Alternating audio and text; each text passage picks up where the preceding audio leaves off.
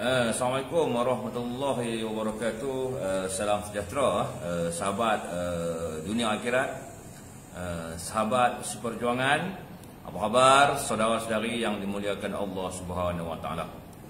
Dan alhamdulillah dapat lagi kita ke udara pada petang ni menyambung yang terhenti tadi. Tadi ada sahabat-sahabat seperjuangan. Biasalah kan datang bersembang soal bangsa dan negara, bukan soal pemilihan ataupun perkara-perkara yang lain lah. Di rumah tadi memang orang datang selalu, jarang-jarang tak ada orang datang. Dari dulu lagi memang macam tu. Dan malam ni saudara-saudari, saya akan ke udara dalam live TikTok saudara Atan. Beliau akan buat wawancara dengan saya lah di pukul 10 malam. Nanti saya akan share link dia kepada anda. Mansur Wahab, Waalaikumsalam. Yip Farid, Waalaikumsalam. Cik Kun MS, Waalaikumsalam. Bang Yusuf, Waalaikumsalam. Kak Cik, Waalaikumsalam. Terima kasih lah. Terima kasih yang sudi masuk komen. K. Supian, Faiz, semoga UMNO terus. Tak apalah, K. Supian. Yang macam yang anti UMNO kan. Amerika kata anti, US kata, Amerika kata anti, UK kata anti, sama lah anti dengan anti tu. English US anti, English UK anti. Kadang-kadang orang gelak ke sebut anti, saya kadang-kadang sebut anti. Sebab kita kan selalu menonton movie ni dia guna English US kan. Macam dia orang sebut international kan. UK kata international, enterprise. Jadi kita terikut lah. Pasal kita ni kalau tengok movie terikut. Sebab saya tengok movie ni sebab nak belajar bahasa Inggeris tu. Bagi biasa tu tujuan saya tengok movie orang putih tu. Okey tuan-tuan, abaikan itu. Ayahanda Cikgu Anwar tadi. Waalaikumsalam Ayahanda Cikgu Anwar. Ni saudara saya ni. Apa khabar Ayahanda? Saya harap perjuangan Ayahanda mendapat keberkatan, dipermudahkan urusan Ayahanda Cikgu Noor, dan perniagaan Ayahanda maju. Terima kasih Ayahanda kerana menyokong perjuangan kita bersama. Mak Fazil, terima kasih. Gulam Abdul Rahman bin Abdullah, Facebook JB. Kamelia 4146 Lokman jadi MT. InsyaAllah lah Lokman Adam ni dengan saya ni cubit paha kanan paha kiri teragak juga. Saya dengan dia ni sahabat, bukan sahabat politik tuan-tuan. Sahabat politik ni lain, sahabat perjuangan ni lain kan. Saya bersyukur lah kan, kerana akhirnya kebenaran tu mengatasi kebohongan. Dan kebetulan kita ni sedang dalam musim pemilihan UMNO. Jadi bila keahlian asal Datuk Lokman dikembalikan, jawatan asal Datuk Lokman sebagai Majlis Tertinggi UMNO dikembalikan, secara automatik Datuk Lokman boleh menawarkan diri untuk bertanding jawatan di peringkat cawangan, bahagian dan juga di peringkat top level ataupun pusat. Top level tu maksudnya MKT ke atas lah kan. Medium level ni bahagian kan. Yang bawah sekali macam kita lah kan, akan memberi cawangan. Jadi saya percaya beliau akan menawarkan diri dan memilih jawatan yang sesuai untuk disandang. Dan saya ada keyakinan yang tinggi yang Datuk Lokman akan menang di pemilihan sesi 2023. Okey, itu pasal Datuk Lokman lah kan, clear kan.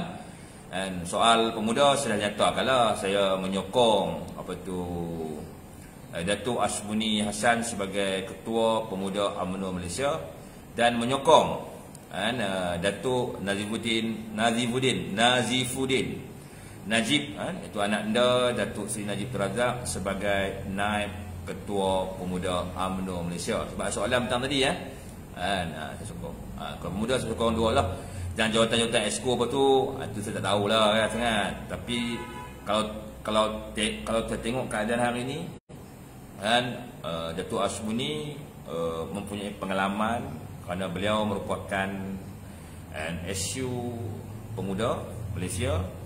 Yang kedua, Datuk Asmuni ni dia ada kematangan sebagai seorang ketua. Sebab untuk memilih seorang ketua, perkara yang paling perlu kita titik beratkan adalah kematangan, matured. Jadi saya tengok Datuk Asmuni seorang yang matured. Dia seorang yang matang mengetuai satu kepimpinan pemuda, tentulah akan membuahkan satu kejayaan yang baik. Didokong pula oleh naik ketua pemuda yang saya sokong, Datuk Nazibuddin Najib Razak, tentu akan mencipta satu gelombang untuk mencorakkan semula sokongan orang-orang muda kepada UMNO dan seterusnya melaksanakan agenda-agenda baru yang tentu yang lebih mesra dengan kehendak orang-orang muda pada waktu ini. Dan bersama-samalah kita berdoa mereka menang, dan permohonan saya kepada perwakilan pemuda, berikanlah sokongan kepada Datuk Asmuni Hassan dan Datuk Nazifuddin Najib Tun Razak. Boleh tak? Boleh tak? Saya juga bertanding. Saya bertanding di peringkat akarumbi saja, di peringkat bahagian. Jawatan yang saya tanding ni jawatan naib ketua bahagian saja. Dan ini satu permulaan yang saya lakukan. Dan saya pun ada visi, misi, objektif dan moto saya sendiri. Tadi saya dah posting tentang visi saya,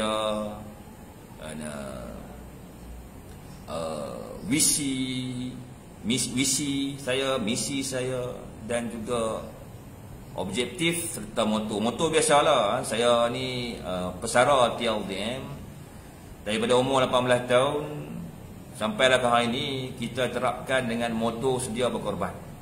Jadi sebagai seorang bekas anggota TLDM, tentulah apa moto sekalipun, moto syarikat ke, moto perjuangan ke, saya akan kekalkan sedia berkorban sebab dah sebati dengan diri saya.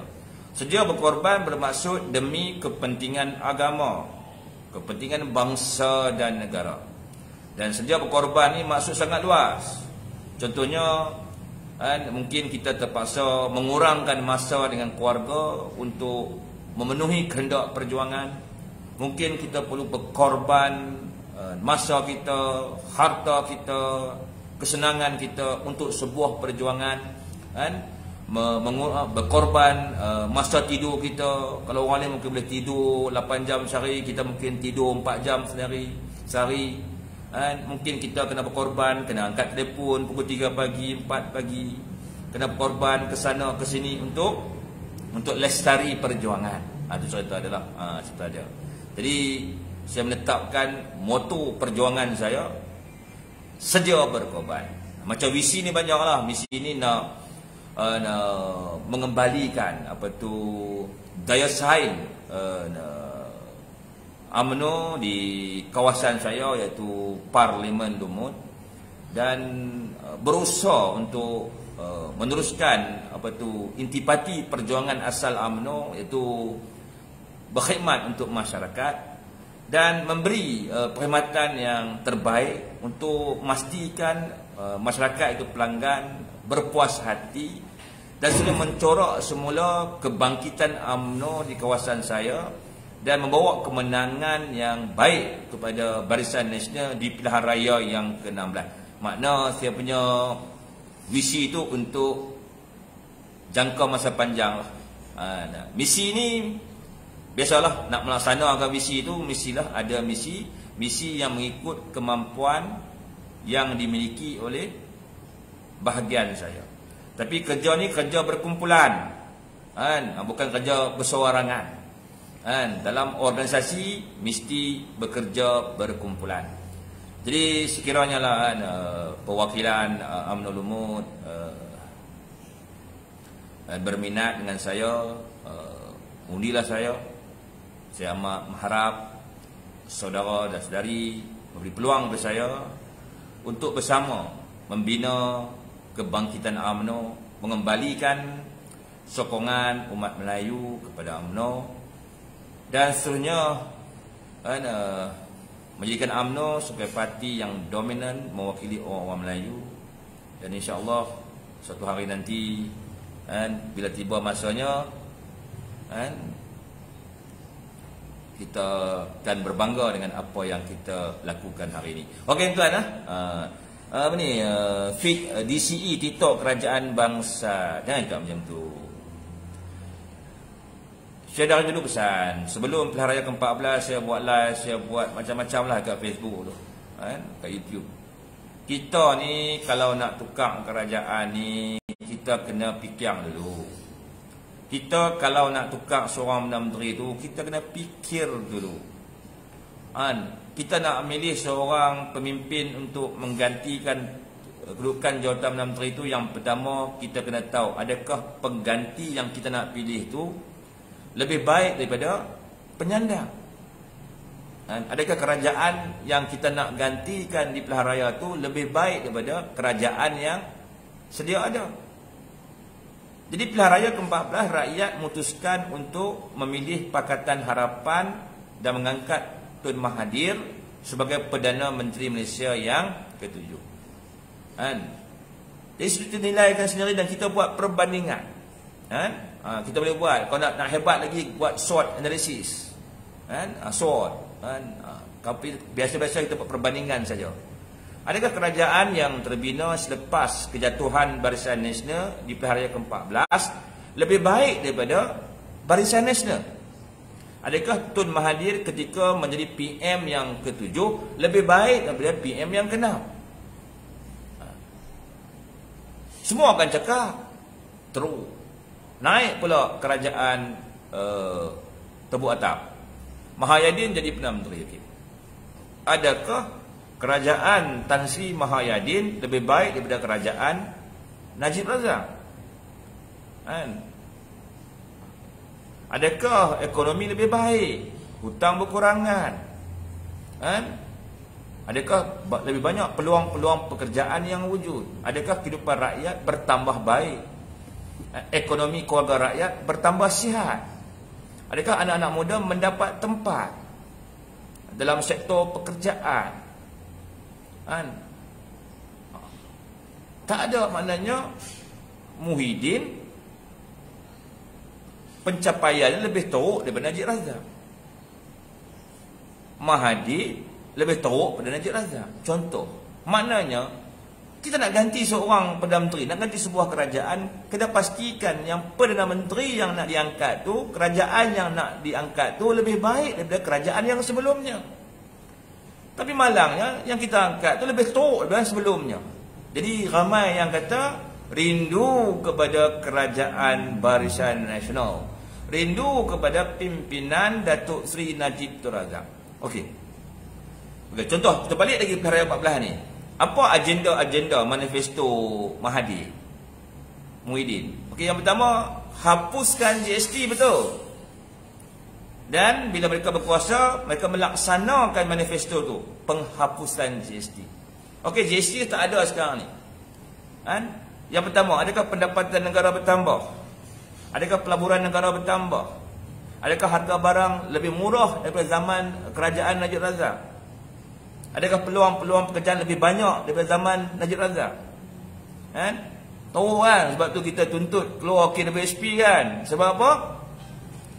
Sebab kerajaan yang terbina selepas kejatuhan BN tak mampu untuk lebih baik daripada kerajaan Barisan Nasional pimpinan Najib Razak. Itu cerita dia. Sama juga dalam pemilihan ni. Kita pilih seorang pemimpin, kita kena buat kajian sikit. Adakah pemimpin yang kita nak angkat tu lebih baik daripada pemimpin yang sedia ada? Kalau pemimpin yang kita nak angkat lebih baik daripada pemimpin yang sedia ada, pilih pemimpin baru. Kalau kata pemimpin sedia ada lebih baik daripada pemimpin yang mencalonkan diri, kekalkan pemimpin lama, tak ada masalah. Senang je. Sifir dia mudah saja. Jadi segala kesusahan yang dialami oleh rakyat ni berpunca dari apa? Berpunca dari negara. Kalau ekonomi negara tu mantap, rakyatnya mantap.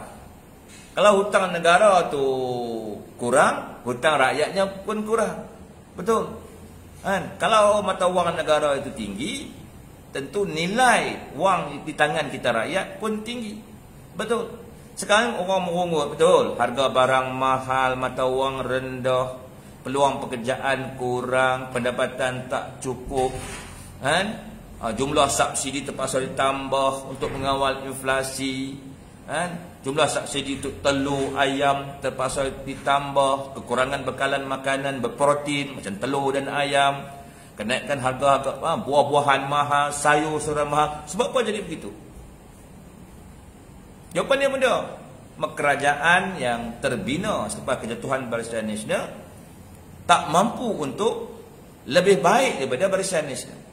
Nah, soal hari ini, kita juga tidak boleh menghukum kerajaan yang sedia ada ni. Sebab kerajaan yang sedia ada ni adalah kerajaan perpaduan, yang pertama.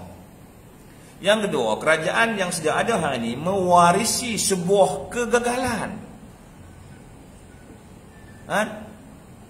Jadi mereka kena buat banyak teknik untuk memperbaiki kegagalan. Tak kemarin tu makna dasar-dasar atau polisi kerajaan di zaman Muhyiddin Yassin dan Mahathir tidak membawa kebaikan kepada kesejahteraan negara dan rakyat. Bila nak buat tu perubahan, dia makan masa. Sebab tu saya tengok bajet ni lambat. Sebab mereka nak buat perubahan. Betul. Bila nak buat tu perubahan untuk memulihkan kerosakan, tentulah kesannya ditanggung oleh rakyat lah. Sekarang ni rakyat tak ada duit, kan? Sebab tu rakyat mohon keluarkan KWSP. Sebab tu saya menyebelahi rakyat. Sebab itu prinsip saya. Dulu masa rakyat tuntut KWSP 1.0 pun saya bersama rakyat, 2.0 pun saya bersama rakyat, 3.0 pun saya bersama rakyat, Aura Green, dan 4.0 pun saya tetap bersama dengan rakyat. Sebab saya tahu kehidupan rakyat hari ini berada dalam keadaan yang susah. Pendapatan tak cukup untuk memenuhi keperluan asas. Kalau kita tengok satu teori lah, dipanggil teori Maslow, hierarki Maslow. Makna kedudukan rakyat, kedudukan yang paling bawah tu, susah nak memenuhi keperluan asas. Contohnya rumah, elektrik, air, petrol, diesel, kenderaan, makanan, minuman, pakaian, persekolahan. Itulah keperluan asas atau keperluan fisiologi. Mana ni rakyat berada di kedudukan yang bawah. Jadi pihak pimpinan kalau cerita tentang masa depan, tentu tak dapat terima rakyat. Kerana kedudukan rakyat hari ini sukar untuk memenuhi keperluan asas kehidupan. Bila rakyat bercakap soal kenaikan harga barang, contoh, harga ayam mahal, harga ikan mahal, harga telur mahal, harga buah mahal, harga sayur mahal, bermakna apa? Bermakna rakyat tak mampu untuk memenuhi keperluan asas kehidupan. Betul. Jadi kerajaan kena cari jalan bagaimana nak menyelesaikan masalah rakyat hari ini. Rakyat bagi solusi. Benarkan kami membuat pengeluaran KWSP.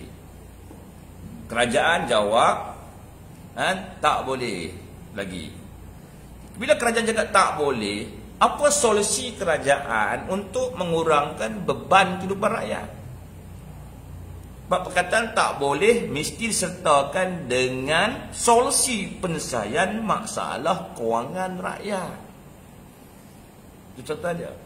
Kalau cakap tak boleh tanpa bagi solusi penyelesaian ke rakyat, bermakna masalah tak selesai. Kita selesaikan masalah sekarang ni. Rakyat terbeban berkenaan dengan kos sara hidup. Dan rakyat hari ini bercakap soal KWSP bukan soal nak membeli barang-barang keinginan. Tapi rakyat bercakap tentang nak memenuhi keperluan asas kehidupan. Jadi kita kena faham makna perkara ni penting. Bukan rakyat nak keluar ke USP tu, aku nak keluar USP ni, aku nak beli rantai emas, aku nak beli baju mahal. Tak. Tapi dia keluarkan KBSP ni sebab apa? Mungkin ada yang nak kurangkan hutang. Sebab zaman Muhyiddin, tuan tengok hutang negara 1.4 trilion. 1.04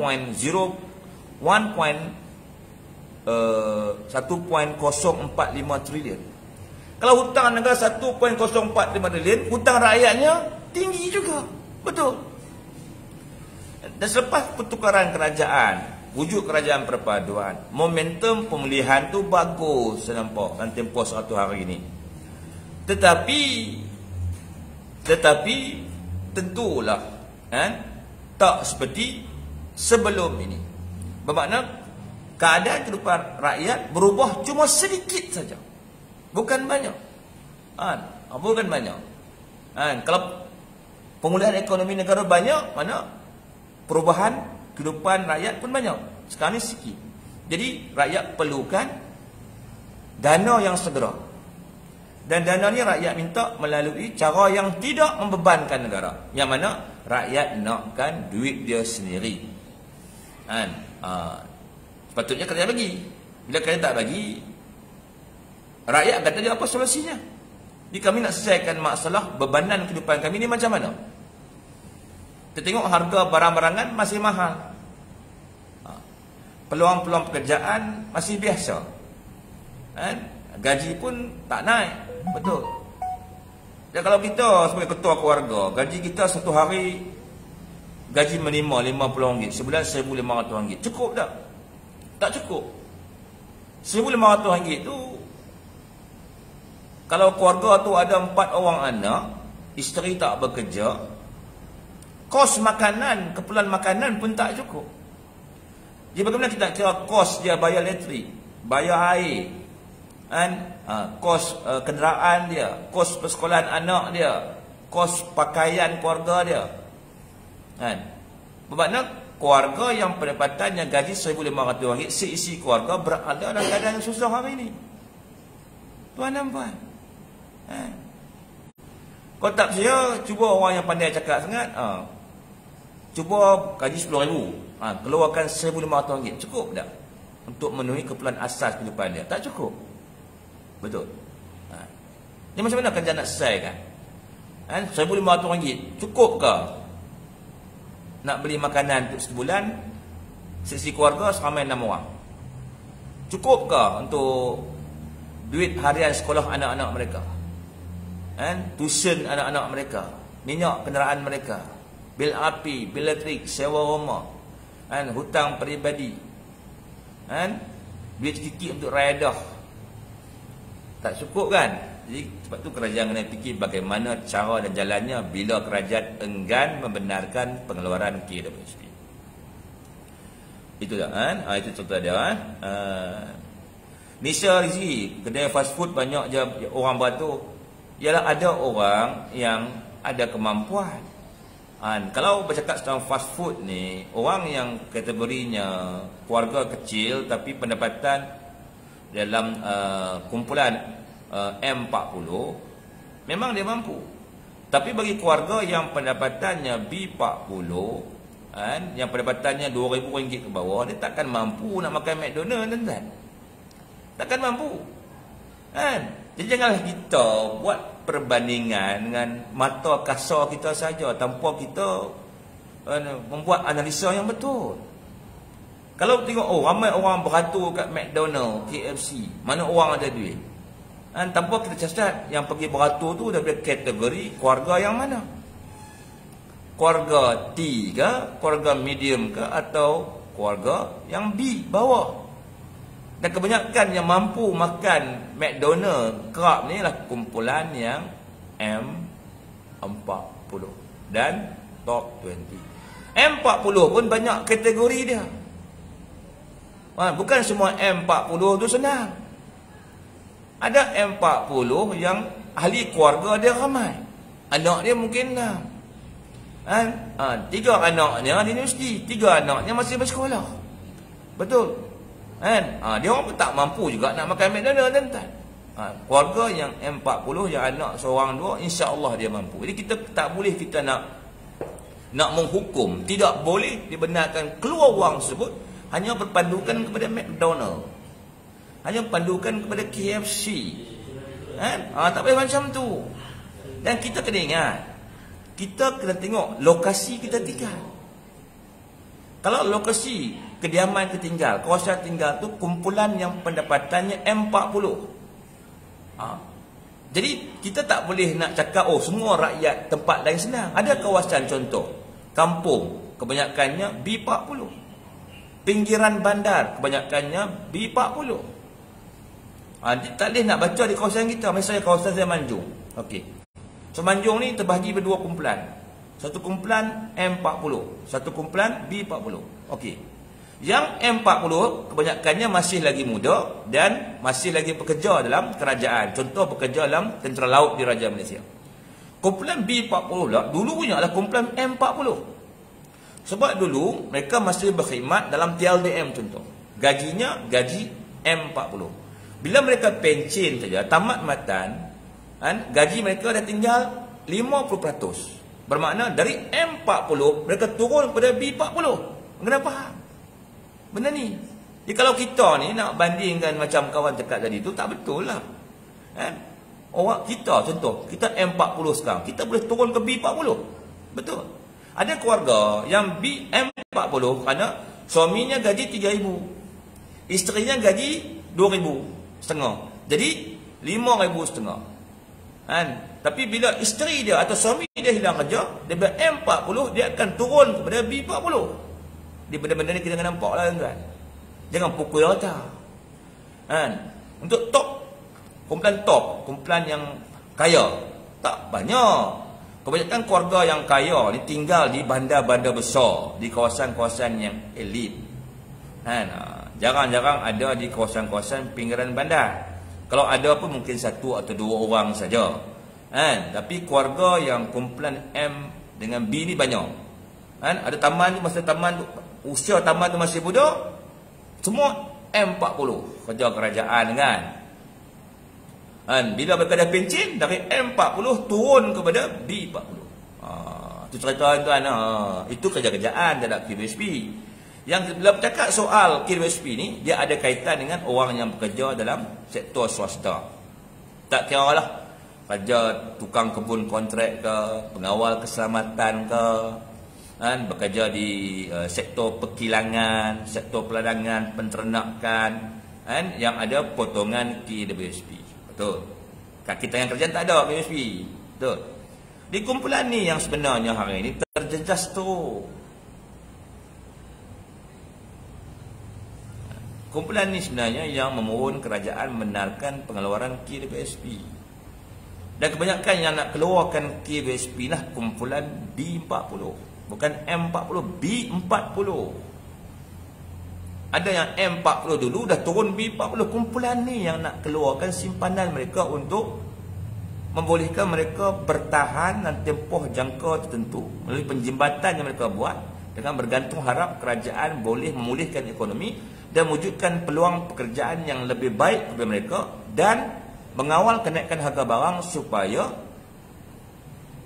kos untuk keperluan makanan dapat turunkan.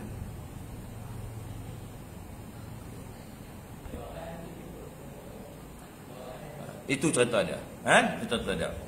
Jadi sebab tu saya menyokong sangat perjuangan KWSP ni sebab B40. Tuan susah berat kita tak ada ni. So tak ada anak-anak kan, kadang-kadang dia orang bukan faham tentang kewangan kita, anak-anak kecil kita tengok lalu ke depan McDonald, tengok orang berpatok kat benda ayah nak makan McD juga. Kita tak mampu, kita rasa macam mana? Mesti rasa sedih. Tu. Jadi kalau kumpulan ni dapat keluarkan KWSP dia orang sikit, kalau anak nak makan McDonald pun dapat makan McDonald. Tolak. Saya amat simpati lah sebenarnya berhal ni. Dan empati Sebab tu saya berani menyuarakan perkara ni. Walaupun saya ni adalah penyokong tegar kerajaan perpaduan, tapi soal KWSP saya tetap bersama dengan rakyat untuk pastikan kerajaan benarkan. Kalau tak benarkan, bagi solusi nak bantu macam mana? Nak bagi bantuan cash money ke, nak bagi voucher ke, nak bagi moratorium 3 bulan ke kepada kumpulan-kumpulan yang layak. Ini moratorium tak ada, KWSP tak ada. Jadi macam mana orang nak hidup? Okay. Politik tu untuk kesejahteraan rakyat. Politik tidak memiskinkan rakyat.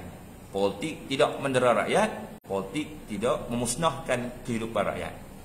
Politik-politik yang ke arah menyusahkan rakyat, memiskinkan rakyat lah politik yang salah, yang perlu kita tolak. Tidak? Itu orang kita celik mata saja duk harap pihak lain mencatur kehidupan mereka aura green. Boleh tak? Itu lebih kurang macam tu lah kan. Kita sekarang ni memang berharap lah kestabilan politik tu dapat diwujudkan. Supaya kestabilan yang terbina itu boleh mewujudkan keyakinan pihak yang asing kepada negara kita. Masalah kejatuhan ekonomi kita berpunca pada krisis hilang kepercayaan kepada kerajaan.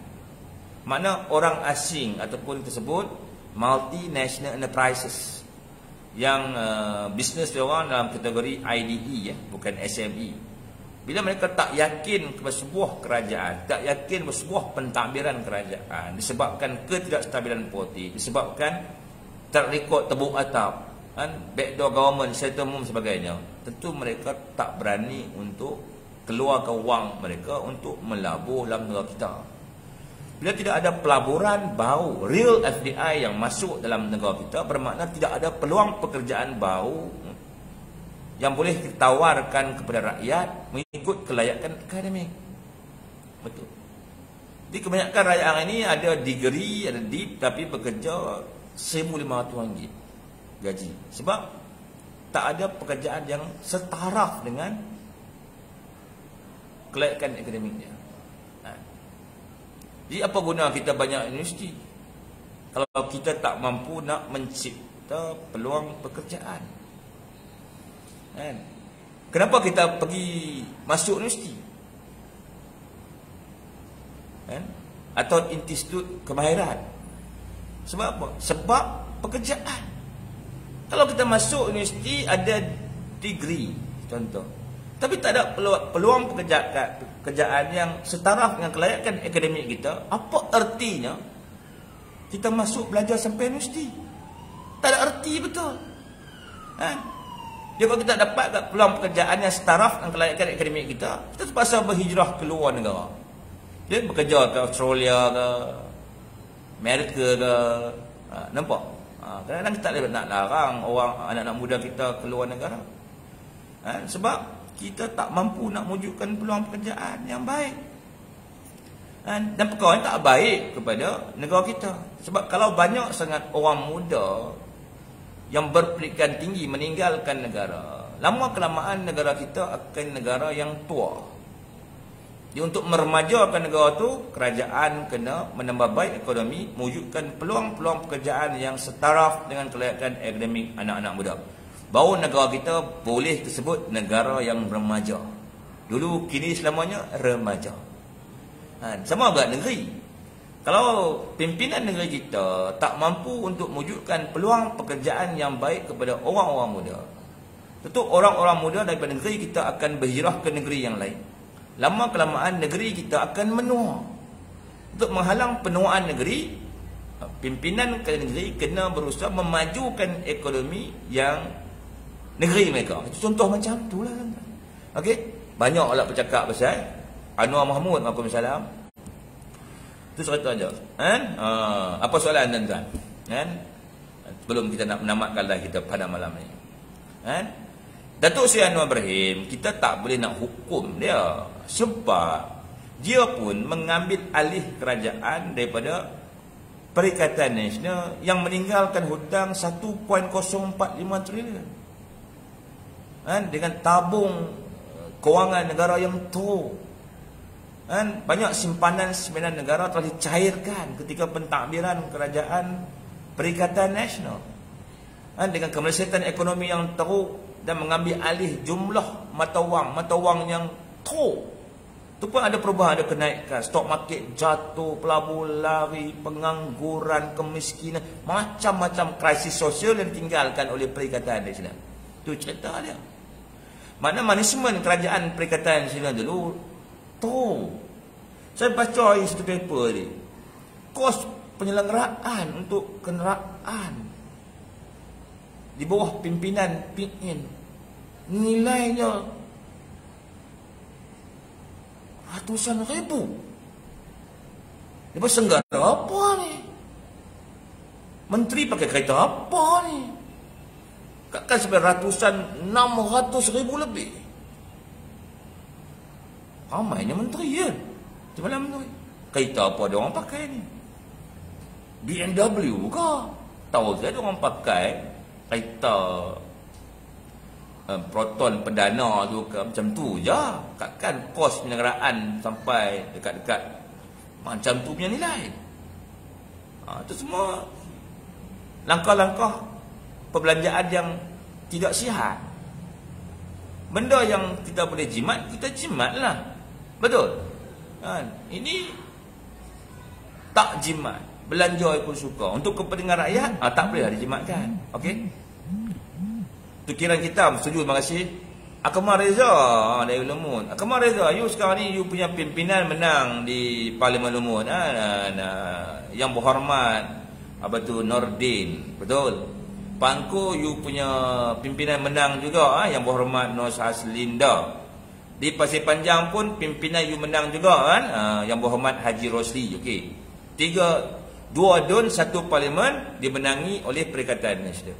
Di apa agenda kepimpinan Perikatan Nasional untuk membangunkan Lumut? Apa agenda YB Pangku kepada Pangku?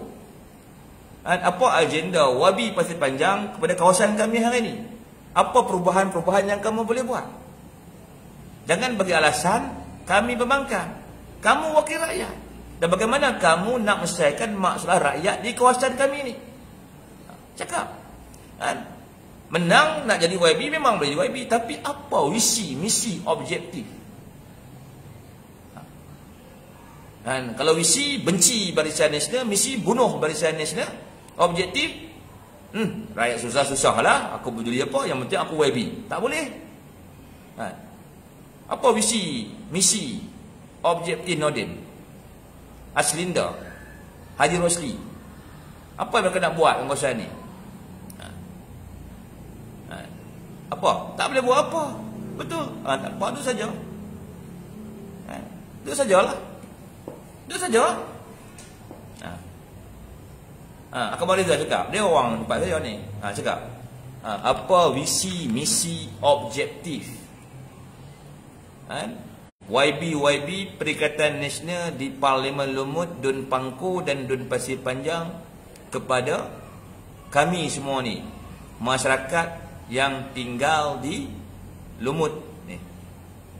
Cuba cerita. Jangan syok nak bunuh UMNO, nak bunuh Barisan Nasional. Adakah kamu mengamalkan politik khidmat? Ini persoalan dia. Macam Barisan Nasional ni, dia menang, dia kalah, dia kekal dengan cara politik khidmat. Dalam visi saya pun masih kekal dalam menjalankan agenda politik khidmat. Dengan syok nak menang, nak jadi YB, syok nak jadi pemimpin, tapi tak boleh menyelesaikan masalah rakyat. Apa yang YB Nordin boleh buat? Dalam parlimen, saya tak dengar pun YB Nordin berhujah berkenaan dengan masalah kami di Lumut ni. Ada? Adakah Haji Rosli dan Nur Haslinda membangkitkan isu permasalahan di Lumut dalam sidang Dewan Undangan Negeri Perak? Ada. Kita nak pemimpin yang mampu berhujah dalam parlimen dan Dewan Undangan Negeri, pemimpin yang mampu membawa manfaat dan kebaikan rakyat di kawasan yang mereka menangi. Bukan pemimpin yang nak jadi pemimpin tapi tak mampu mencipta kebaikan berakyat di kawasan mereka tinggal. Kita nak pemimpin yang mampu buat pembaharuan. Yang ada idea, ada kemampuan untuk melaksanakan idea tu. Bukan memimpin yang jumpa, sorry lah kami bukan kerajaan, sorry lah tak ada pembentukan, sorry tak minat memimpin macam tu.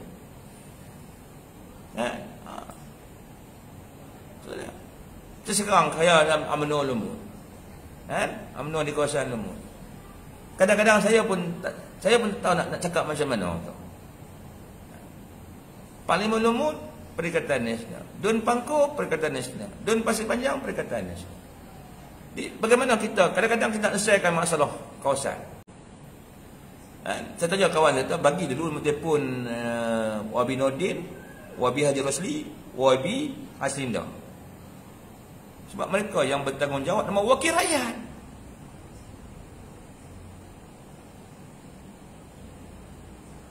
Wakil rakyat tu.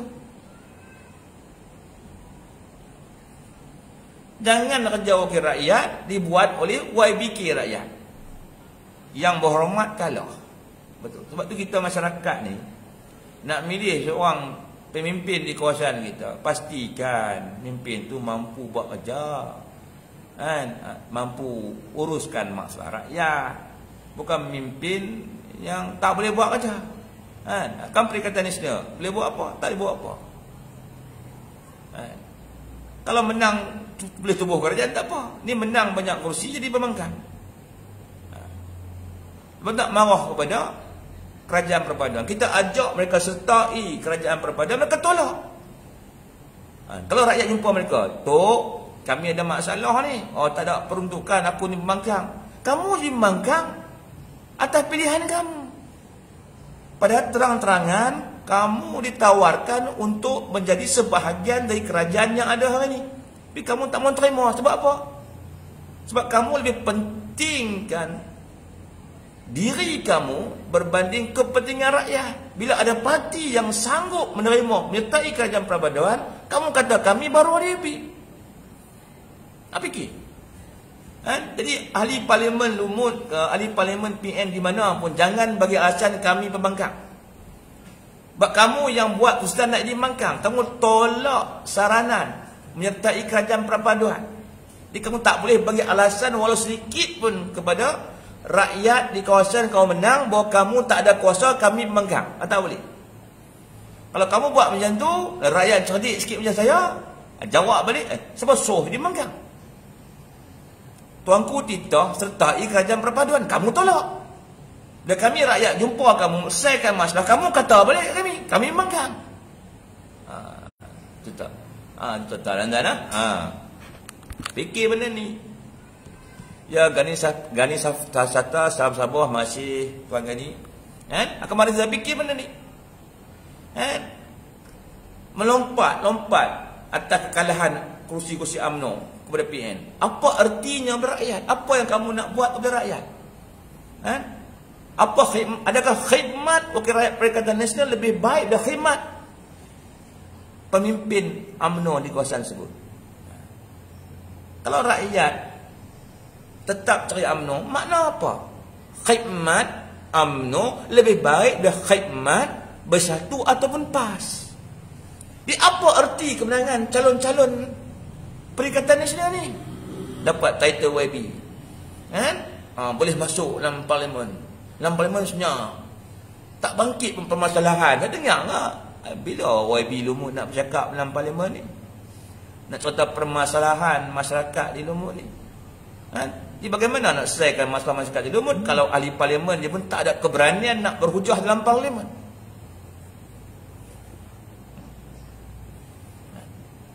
Apa yang Nordin bawa dalam parlimen tentang Lumut? Tentang Pangkor, tentang Pasir Panjang? Ada? Tak ada.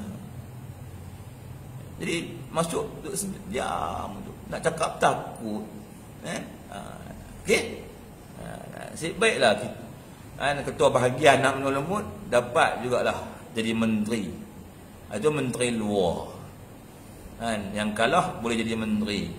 Jadi sekurang-kurangnya bila ketua bahagian UMNO Lumut tu menteri, banyak masalah-masalah yang Perikatan Nasional tak boleh selesaikan, boleh selesaikan sebab ada dalam kabinet kerajaan. Nampak? Itu pun orang kutuk macam-macam. Kata macam-macam. Kan? Dah kalah pun orang duk kata kat dia macam-macam. Okey tuan-tuan? Fikir. Lari dah. Lari dah ke Mariza tu. Facebook. Baru tanya soal visi ahli parlimen dia, misi ahli parlimen dia, objektif ahli parlimen dia, motor dia orang. Dah lari dah. Sebab apa? Dia orang tak mampu untuk mengamalkan politik khidmat rakyat. Kesudahannya mereka akan kata pergi carilah UMNO. Itu je. Okey tuan. Dan mereka asyik duk bawa politik yang macam dia orang buat sekarang ni lah. Isu yang tak sepatut mereka besarkan. Dan masih bawa sentimen nak mecah belahkan perpaduan. Masih bawa lagi formula penjajah British, divide, rule and conquer, pecah, perintah dan takluk. Itu yang mereka tahu. Mereka tak boleh nak tukar ke politik khidmat, tak boleh. Nak politik perpaduan, tak boleh. Okey? Aku Mariza, apa yang ahli parlimen Perikatan Nasional Lumut bangkitkan dalam parlimen soal masalah rakyat di Lumut? Apa visi? Tak ada kan? Okey tuan-tuan, sambung malam ni. Azri semenang pun kita macam tu juga. Tak. Kalau yang menang tu benar-benar pemimpin yang ada kemampuan. Contoh zaman Najib Razak dulu, dia Perdana Menteri. Tuan tengok transformasi ekonomi yang dia